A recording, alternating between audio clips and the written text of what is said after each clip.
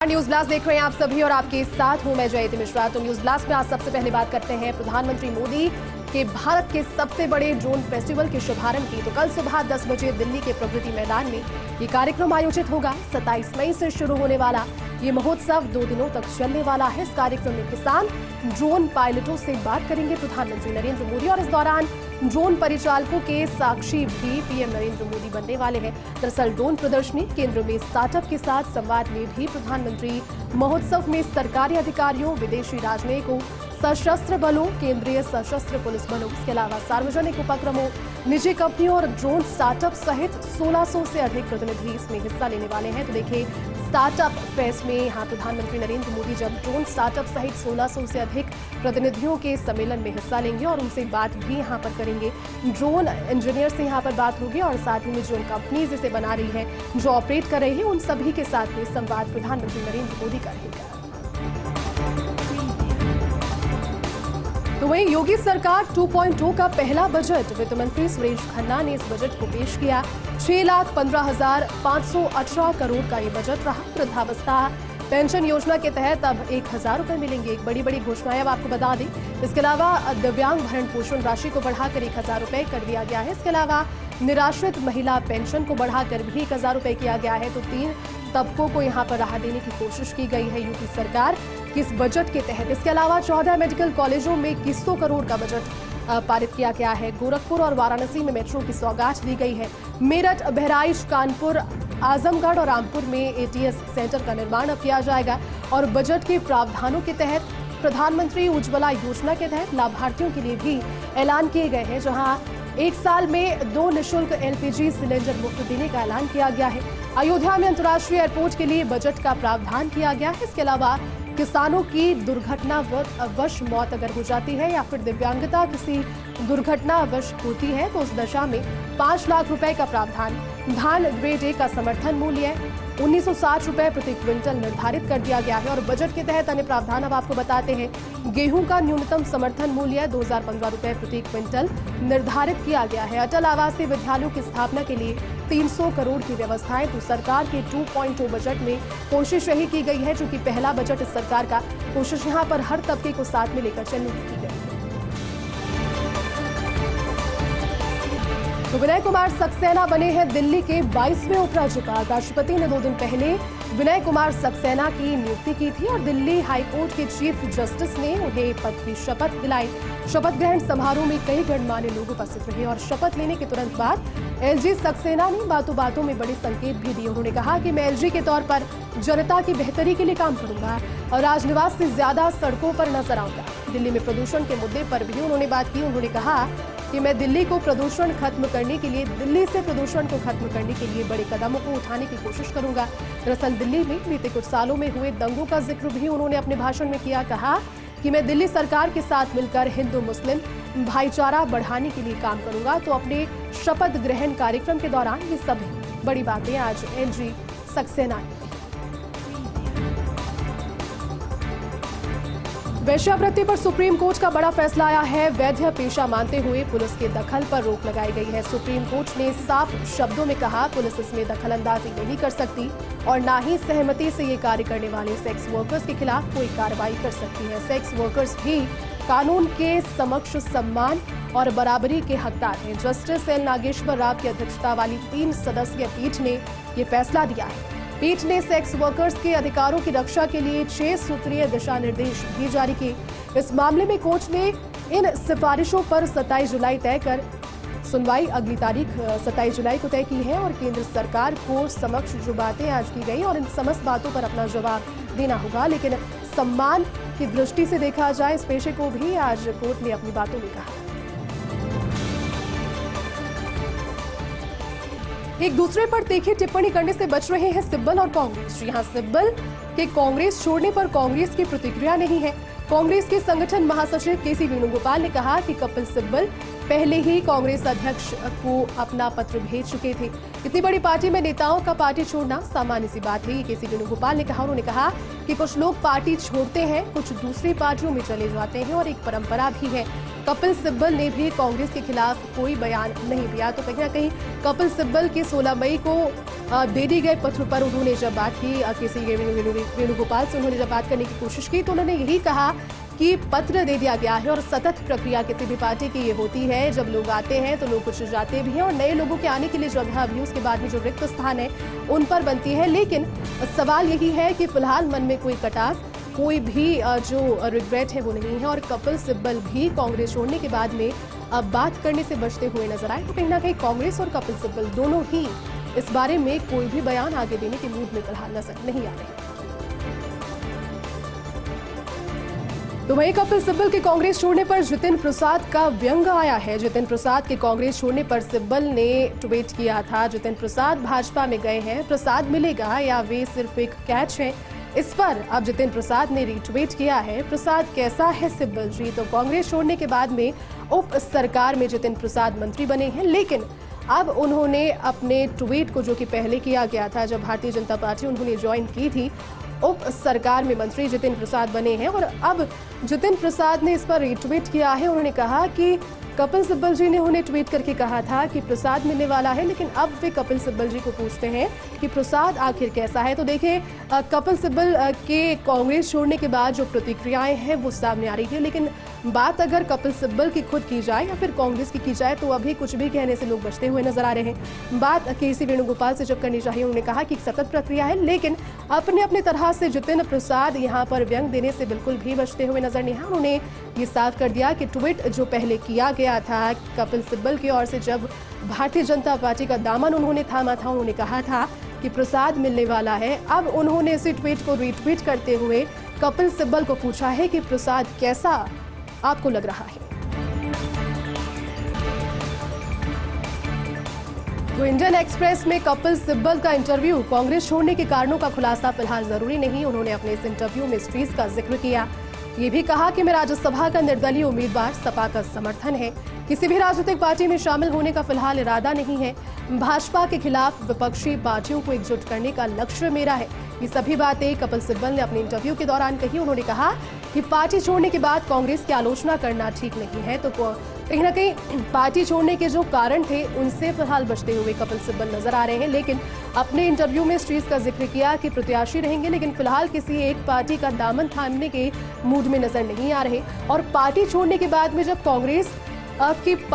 कांग्रेस का दामन छोड़ने पर जब पूछा गया उनसे कि कारण ऐसे क्या रहे कि 16 मई को अपना पत्र भेजकर पार्टी से रिजाइन कर लिया गया, और फिलहाल अपने कारणों पर बात करने से बचते हुए कपिल सिब्बल नजर आ रहे हैं। उन्होंने ये भी कहा कि पार्टी छोड़ने के बाद में कई लोगों ने जैसे पूर्व में कांग्रेस की आलोचना की है या फिर जो कार्य प्रणाली है उसको लेकर के अपनी नाराजगी जाहिर की, ऐसा करने के फिलहाल इच्छुक वो नहीं है। पार्टी छोड़ने के बाद कांग्रेस की आलोचना करना ठीक नहीं है, ये भी अपने इंटरव्यू के दौरान कपिल सिब्बल ने जिक्र किया।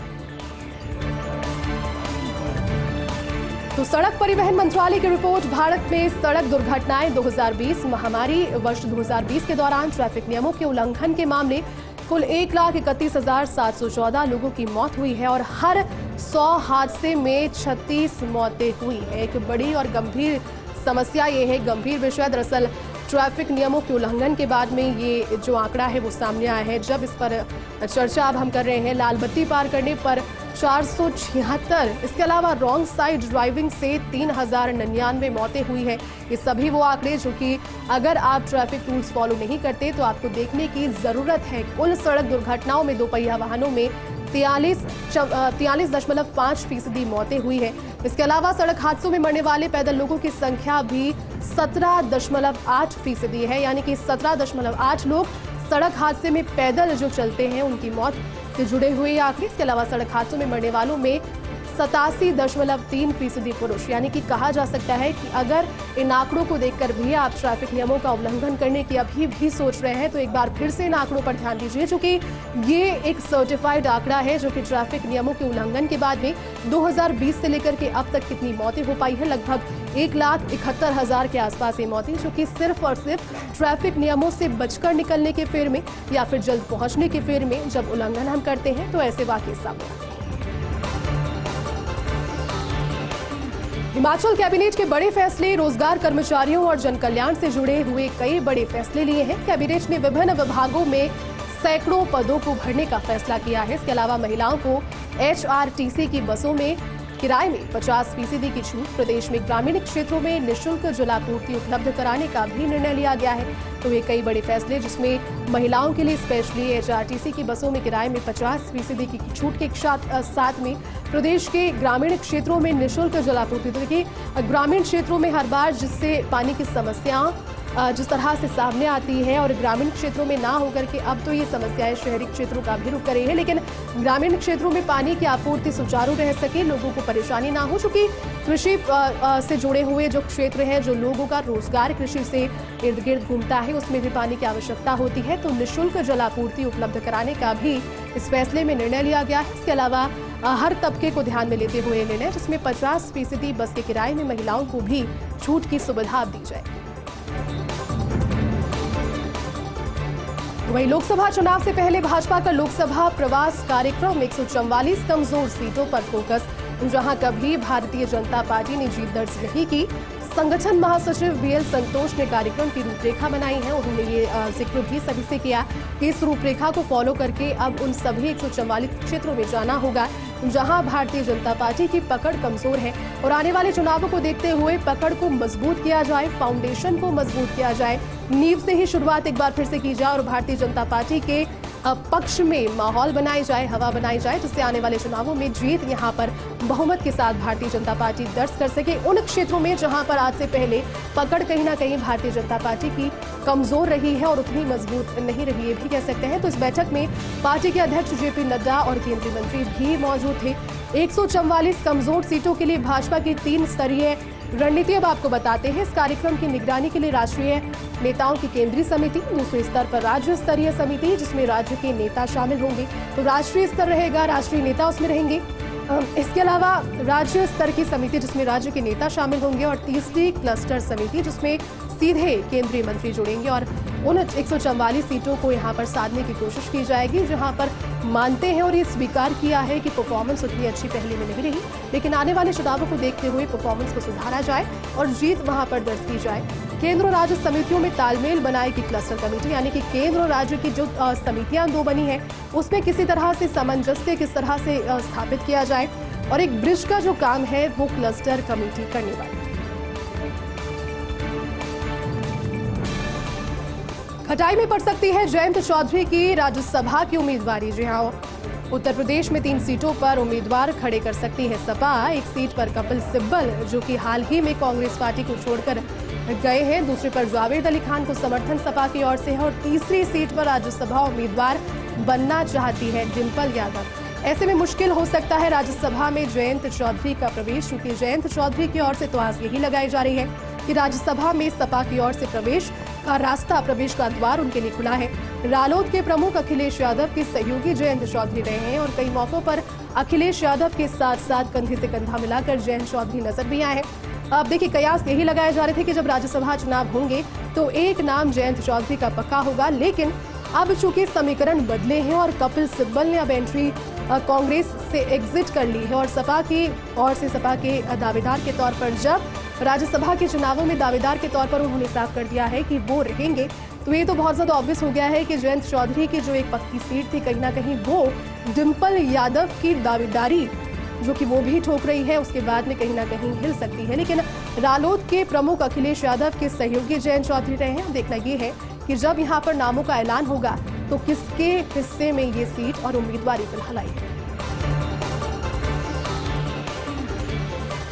तो वहीं तेज गर्मी के दौरान राजस्थान में बियर का अप्रत्याशित संकट आ चला है। शराब की दुकानों पर इन दिनों रोजाना सिर्फ 10 से 12 केसेस की सप्लाई हो रही है और आमतौर पर अगर बात करिए तो शराब की दुकानों पर रोजाना 40 से 45 बियर की केसेस की सप्लाई होती है।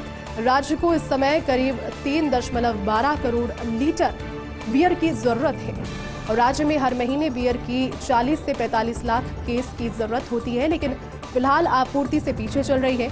इसकी बजाय हर महीने 20 लाख केस की सप्लाई हो रही है। तो एक अप्रत्याशित कमी है जो कि राजस्थान में देखने को इन दिनों मिल रही है। उत्पादन कम होने से भी राजस्थान में बियर की कमी हो रही है।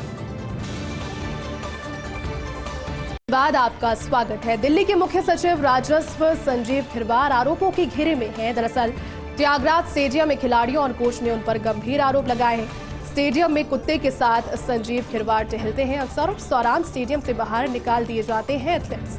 ये आरोप उन पर लगा है। शाम 7 बजे तक स्टेडियम को उनके आने से पहुंचने से पहले खाली करवा लिया जाता है। त्यागराज स्टेडियम से जुड़ी हुई ये जानकारी से पहले रात 8:30 बजे तक अभ्यास एथलीट्स करते थे, लेकिन अब चूंकि वो पहुंचते हैं और अपने कुत्ते के साथ टहलते हैं, आरोप ये है कि उनके पहुंचने से पहले एथलीट्स को वहां से हटा दिया जाता है और प्रैक्टिस करने से बेसिकली यहां पर रोका जाता है। दिल्ली सरकार ने इंडियन एक्सप्रेस में छपी खबर का संज्ञान अब लिया है। चूंकि खबर यहां पर इंडियन एक्सप्रेस में जब छपी तो दिल्ली सरकार ने उस पर संज्ञान लिया। सभी खेल सुविधाएं रात 10 बजे तक जारी रखने के निर्देश दिए हैं। आपको जानकारी दे दें कि 1994 बैच के आईएएस संजीव खिरवाड़ ने आरोपों को गलत साबित किया है और अब आपकी जगह आरोपों को गलत बताया है और उन्हें सिरे से इन आरोपों को खारिज किया। उन्होंने कहा कि जो तरह के आरोप लगे हैं और जो आरोप छपे भी हैं उनके अगेंस्ट, उनमें तथ्य नहीं है।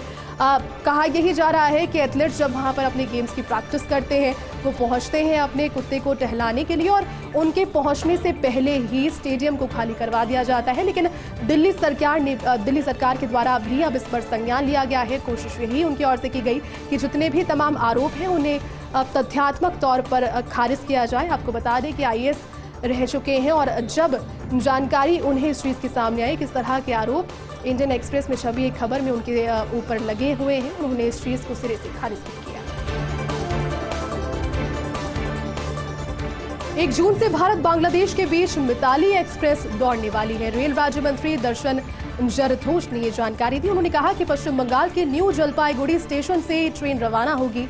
बांग्लादेश के ढाका छावनी स्टेशन मिताली एक्सप्रेस पहुंचने वाली है और मिताली एक्सप्रेस की अगर बात करें तो 9 घंटे में 513 किलोमीटर की दूरी ये मिताली एक्सप्रेस तय करेगी। ये भारत और बांग्लादेश के बीच में तीसरी ट्रेन होगी। तो 513 किलोमीटर की दूरी को तय करके भारत और बांग्लादेश के बीच में तीसरी ट्रेन सेवा शुरू होने वाली है और इसी को लेकर के जो बाशिंदे हैं भारत और बांग्लादेश के, उनमें खुशी की लहर भी है। चूंकि तीसरी ट्रेन है तो कहीं ना कहीं आवागमन जो है वो सुचारू हो पाएगा और 500 किलोमीटर की दूरी जब एक तरीके से तय होगी तो यहाँ पर यकीनन एक बड़ी खबर उन सभी लोगों के लिए जो उसका इंतजार करेंगे।